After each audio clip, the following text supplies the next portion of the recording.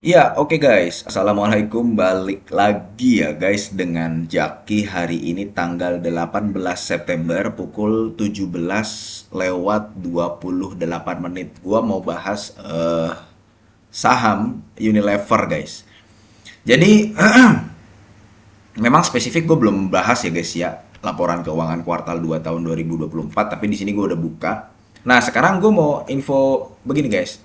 Unilever ini di harga 2210 itu merupakan titik terendah dalam 10 tahun terakhir kalau kita lihatnya dari tahun 2014 ya.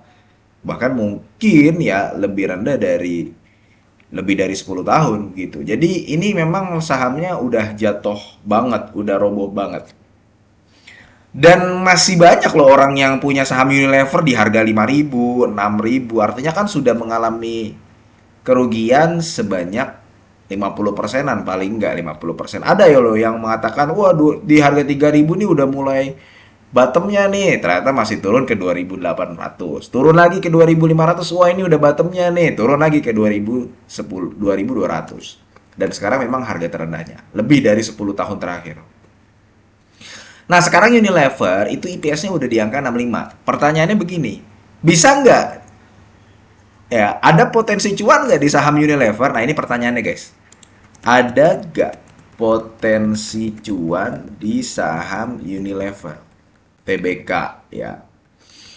Jadi gue beberapa waktu sebelumnya itu pernah membahas saham Goto ya. Goto udah di angka berapa nih?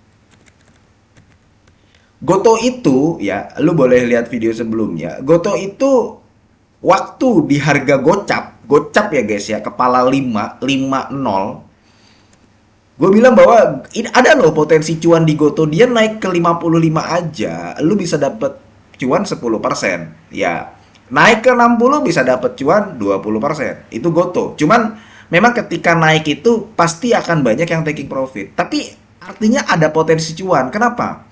Karena waktu itu kan ada yang mengatakan bahwa wah Goto ini udah di harga 50 nanti dia masuk FCA dan sebagainya, fundamentalnya nggak bagus, rugi.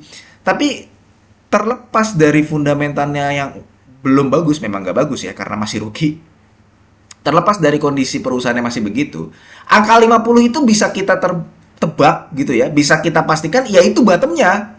Jadi kalau di angka 50, kalau buat lucu-lucuan beli aja, dan ada beberapa teman-teman belanja saham yang beli dan cuan karena kan dia naik sempat naik sampai 65, 64, sekarang turun lagi ya. Ya karena memang ya begitu Goto, transaksinya besar ya, kecil kemungkinan lah jatuh ke angka 40, 45 dan sebagainya. Nah, sekarang Unilever ya. Unilever ini kalau kita lihat dari EPS-nya yang dia berpotensi mendapatkan di angka 120-an, bahkan 130 ya. Sekarang kan sudah mengantongi 65. Kalau misalkan dia mendapatkan angka yang sama di semester 2 tahun 2024, potensi EPS-nya ada di angka 130. Dia biasa membagikan dividen payout ratio di angka 90%. Ya, 90% lebih malah. Kalau misalkan dia membagikan di angka 120 per lembar, maka potensi dividen yield yang bisa didapatkan kalau lu telen dividen interim dan dividen finalnya itu udah di atas 5% guys. Udah di atas 5%. Dan apabila sudah di atas 5%, artinya ini perusahaan ya, rumus-rumus yang pernah dan beberapa kali gue sampaikan ya. Kalau misalkan dia udah bisa memberikan dividen yield minimal, ingat ini minimal, minimal 5%, artinya paling tidak itu perusahaan sahamnya ya ada potensi untuk berbalik arah. Kayak begitu, guys. Jadi kalau misalkan kita lihat dari harga saham Unilever yang saat ini ada di angka 2.200-an ya, 2.210 dan membandingkannya dengan potensi dividen yield yang bisa didapatkan di angka 120, maka sebenarnya bisa aja loh kita mencoba untuk mencari potensi cuan di saham Unilever ini.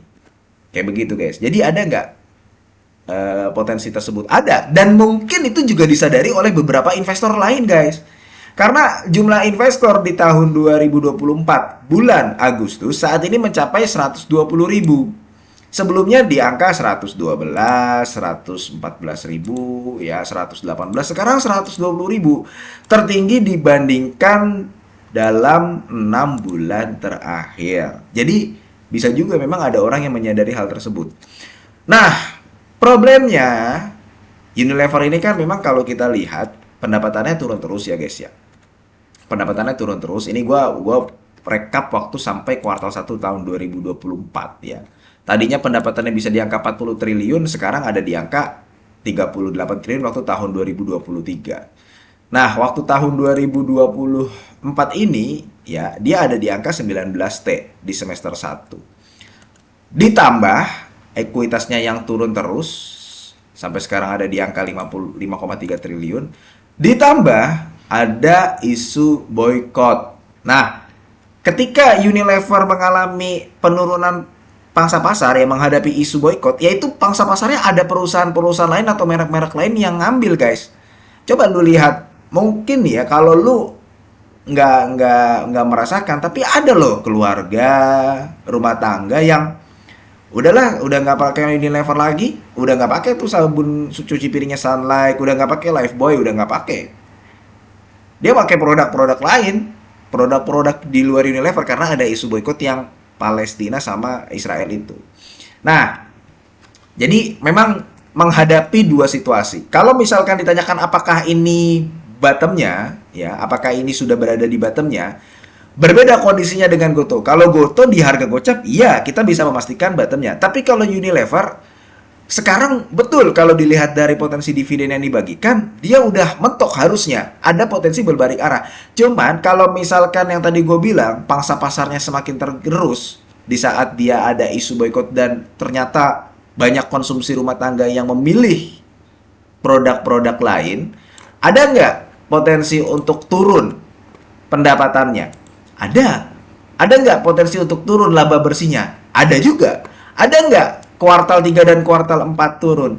Ada juga. Jadi kalau misalkan turun dan nanti ternyata earning per share-nya nggak sampai 120, katakanlah mungkin di angka 100, dividen yang dibagikan juga di angka 9, 10, 9, ya saham Unilever bisa makin turun lagi, guys. Jadi kondisinya memang berbeda dengan Goto. Cuman kalau misalkan ada orang yang boykot lah, yang beli Unilever mah beli aja gitu.